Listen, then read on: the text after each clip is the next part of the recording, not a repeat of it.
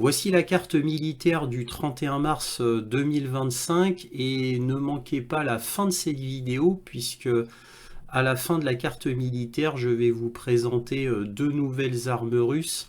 La première, c'est un camion doté d'un canon micro-ondes contre les drones. Et après, ce sera un fusil laser contre les drones, à savoir que le fusil laser est déjà au point et opérationnel.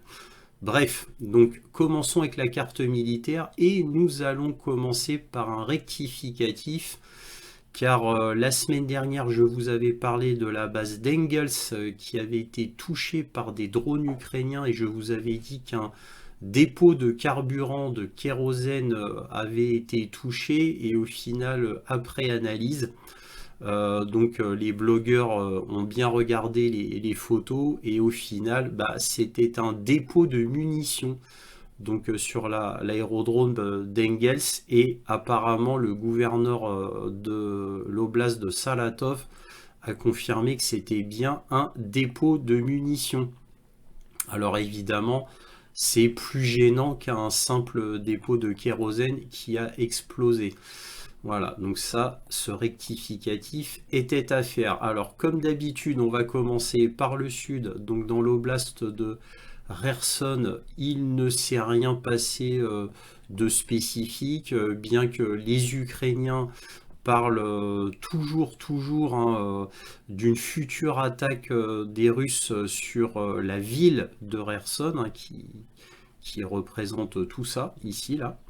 Ils essayent de renforcer, mais le problème c'est qu'il manque d'hommes puisqu'il y a d'autres points chauds qu'il faut défendre et la priorité malheureusement c'est pas Kherson pour les Ukrainiens même s'ils sont inquiétés, donc c'est un dilemme stratégique pour eux très profond. Alors sur Zaporozhye bis repetita, c'est comme Kherson, hein, donc il y a beaucoup de forces russes, sauf que là cette fois elles sont bien réelles et elles avancent vraiment sur Zaporozhye. C'est un gros problème parce que la semaine dernière ils ont beaucoup avancé, là ils ont très peu avancé, pas assez pour que je le signale. Mais en attendant, ils avancent vers Zaporozhye, ils grignotent. La semaine prochaine, certainement, je vous montrerai une avancée cette fois plus significative. Sur Velika Novosilka, là il y a eu deux petites avancées russes, donc c'est là la zone de Velika Novosilka. Il y a eu une petite avancée russe ici, donc ils ont pris une petite ville. Donc toujours, vous voyez la ville minière de lithium Shevchenko. Là, vous voyez, ils avancent vers cette ville, certainement pour la prendre par le sud. Là, ici, au nord, les Russes ont fait une avancée, mais vraiment complètement sur l'ouest, certainement pour faire une prise en tenaille, afin de prendre complètement la ville de Vessélier, qui est celle-ci. Voilà, là, elle n'est pas complètement prise, je suppose que ce qu'ils vont faire, c'est qu'il y aura une partie de l'armée qui va aller comme ça en tenaille prendre Shevchenko vers le sud et ici prendre vers le sud ici, pardon, là vers le nord ici et vers le sud ici et une autre partie de l'armée qui continuera peut-être vers le nord ici, d'où la flèche stratégique. Évidemment, ce ne sont que des suppositions de ma part. Alors là, énorme avancée russe, absolument énorme. Donc là, on est dans la région de Paklovsk. Vous voyez, ça c'est les lignes de la semaine dernière. Donc énorme avancée russe. Vont-ils aller vers la grande ville de Novorarivka? Nous verrons. Novoparivka, pardon. Donc nous verrons, j'ai mis un point d'interrogation. Là, ils ont déjà pénétré dans la ville de Kotlyarivka.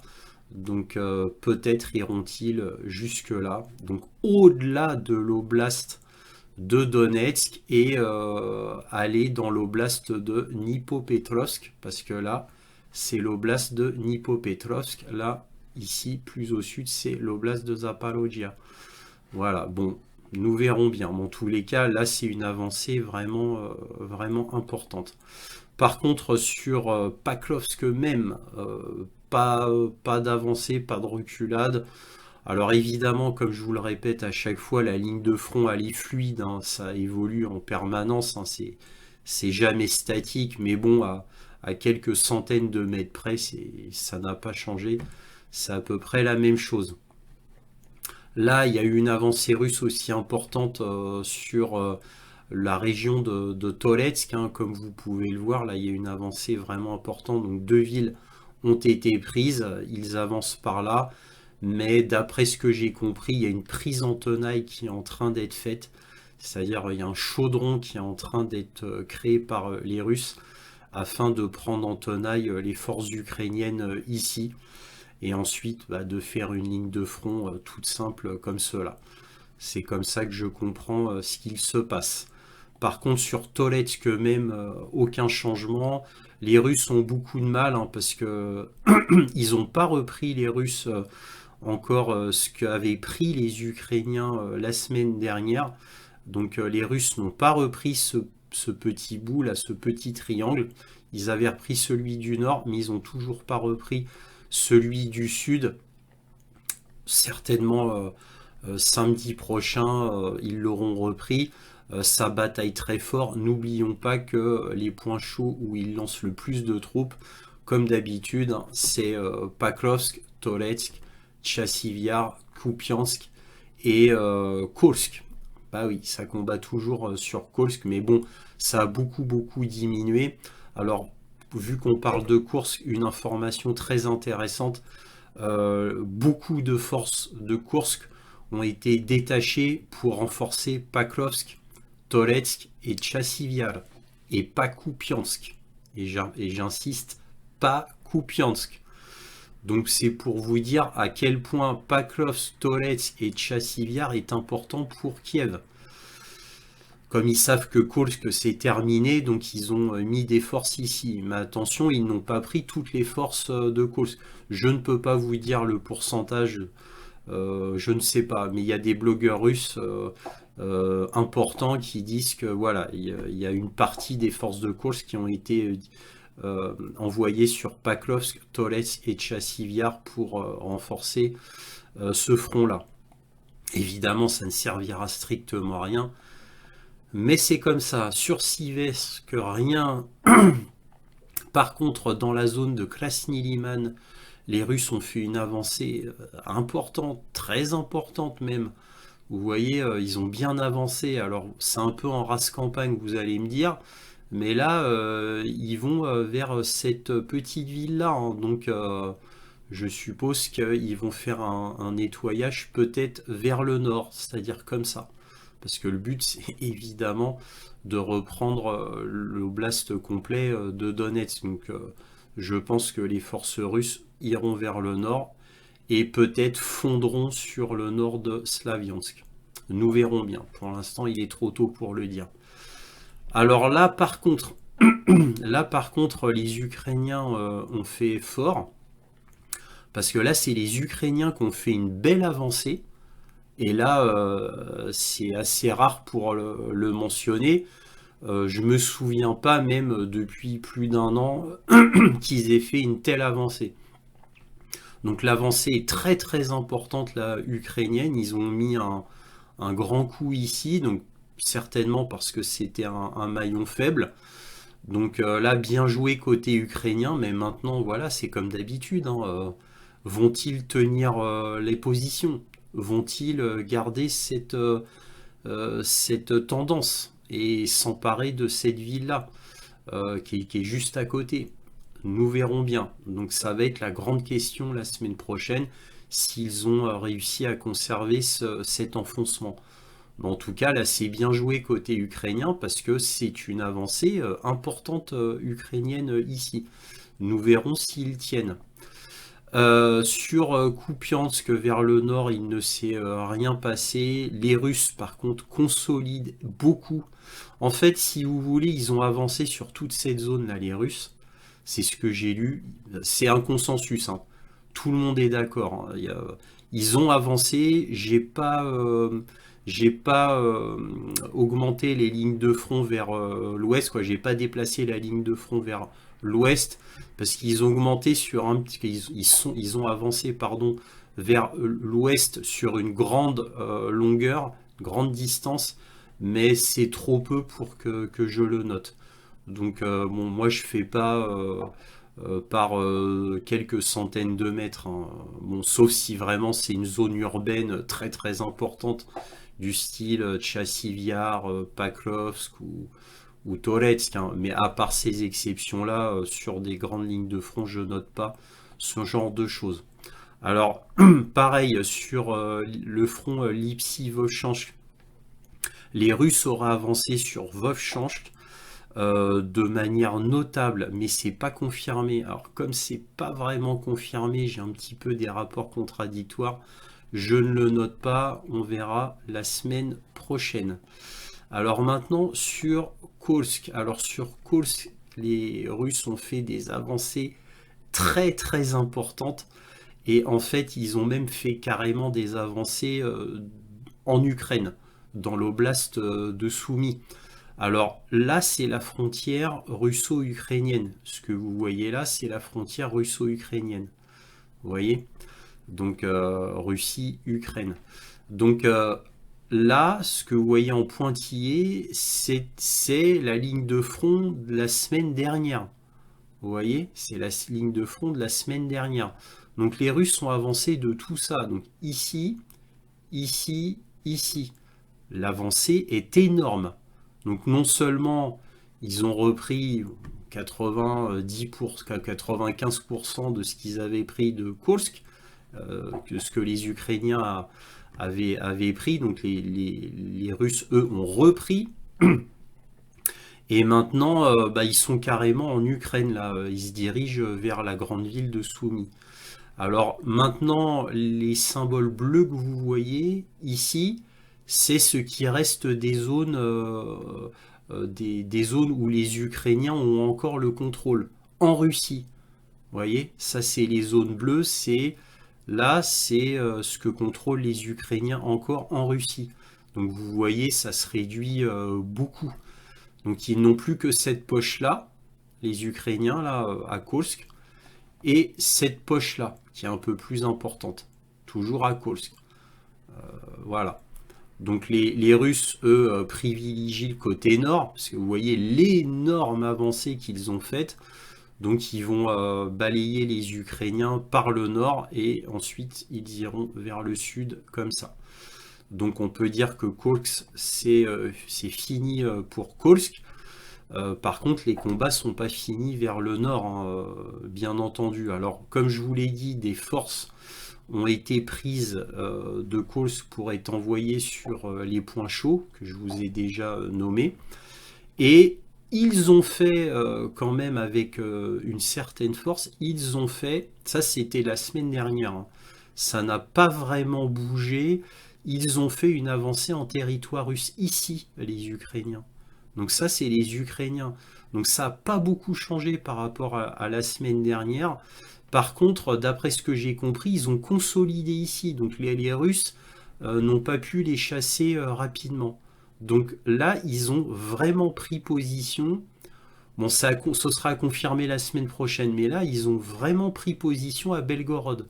Là, on est dans l'oblast de Belgorod ici, hein. On n'est plus à Kursk. Donc, ils ont fait une avancée dans Belgorod, l'oblast, attention, de Belgorod.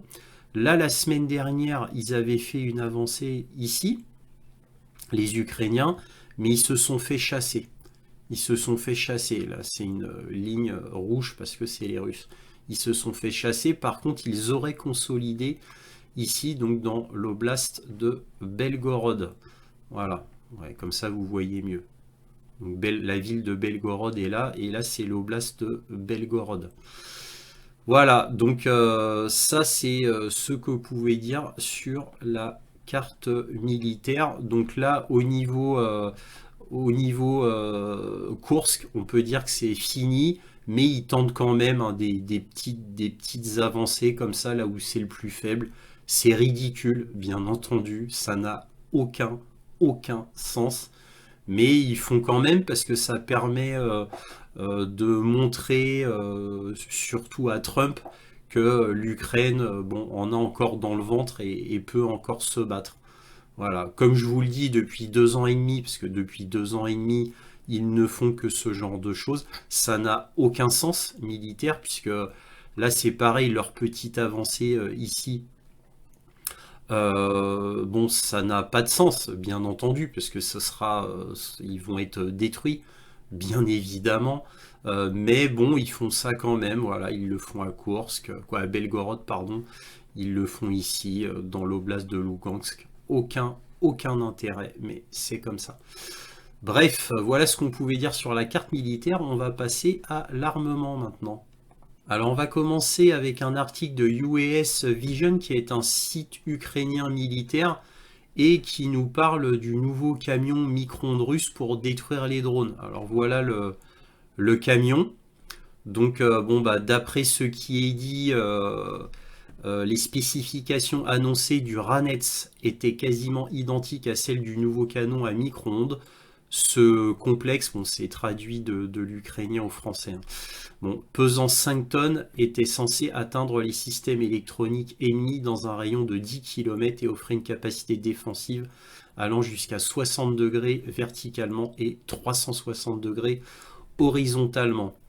Bon, moi, de ce que je sais des canons à micro-ondes, bon, détruire des drones à 10 km, ça me semble un peu loin. D'après ce que je sais, moi, au niveau scientifique, parce que moi, c'est ma spécialité, l'armement, scientifiquement, 5 km, oui, 10 km, vraiment, ou alors c'est des tout petits drones rikiki qui ont très peu d'électronique. 10 km, ça me paraît un peu loin. Moi, de ce que j'ai lu des prototypes de canons à micro-ondes, 5 km, c'est déjà bien et ça demande énormément d'énergie. Donc, d'après d'autres sources russes et ukrainiennes, mais principalement russes, à chaque tir, il lui faut 20 minutes de charge. Et en gros, là, le camion, ce que vous voyez là, c'est presque entièrement des batteries, hein, parce que ça demande énormément d'énergie. Et apparemment, à chaque tir, il lui faudrait attendre entre un quart d'heure et 20 minutes pour charger. Voilà. Donc, bon, si c'est vraiment opérationnel, c'est-à-dire même si ça peut détruire des drones dans un rayon de 5 km, c'est déjà absolument colossal. Parce que moi, j'ai déjà vu des vidéos russes qui montrent l'utilisation d'un canon micro-ondes, bon, mais de manière prototype, hein, pas fini comme ça. Bon, c'est impressionnant, hein, puisque c'est instantané. Ça grille presque instantanément tout ce qui est électronique à l'intérieur. Donc le drone et les drones tombent presque immédiatement. C'est très impressionnant à voir. Donc bon, bah, d'après les Ukrainiens, ce serait maintenant au point. Donc ils disent qu'il n'y a pas d'analogue dans le monde. Bon, maintenant, j'attends de voir parce que ça vient de TASS, hein. Ils reprennent la source TASS. Alors maintenant, ça demande à être confirmé à l'opérationnel. Je demande à voir. C'est tout à fait possible techniquement, hein. Les Américains en ont déjà fait, mais ça n'a jamais été au point. Voilà, les Russes, ça fait très longtemps qu'ils étudient ce genre d'armement aussi, comme les Américains, hein. Mais ça n'a jamais été vraiment au point. Bon, on attend de voir une preuve opérationnelle de son fonctionnement. Mais si les Russes ont réussi, ça va leur donner un avantage absolument extraordinaire pour protéger des endroits importants. Puisque évidemment, comme ça peut tirer qu'une fois tous les quarts d'heure ou les 20 minutes, mais ça peut arrêter une quantité de drones énorme en un coup. Ce sera uniquement sur des sites très sécurisés. Ce sera sur des sites uniquement stratégiques très importants. Alors ici, on a bulgarianmilitary.com qui nous dit la Russie dévoile un fusil laser pour combattre les drones à 500 mètres. Une nouvelle avancée dans la technologie militaire est apparue cette semaine lorsque la Russie a présenté un fusil laser conçu pour contrer les petits drones. Voilà, donc voilà le fusil et je vais vous montrer donc en action le fusil. Donc voilà en action.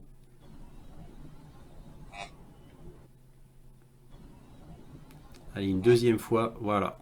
Donc comme vous pouvez voir, vous entendez un petit bip du laser et ça va très très vite. Alors évidemment, ça ne fonctionne que pour les tout petits drones, hein, bien évidemment. Mais c'était intéressant à noter. Voilà concernant l'armement. Si cette vidéo vous a plu, un petit pouce, un abonnement, éventuellement un petit don, lien dans la description aussi. N'hésitez pas à partager mes vidéos afin que cette chaîne soit mieux connue. Merci à tous pour tout cela et toujours, soyez curieux.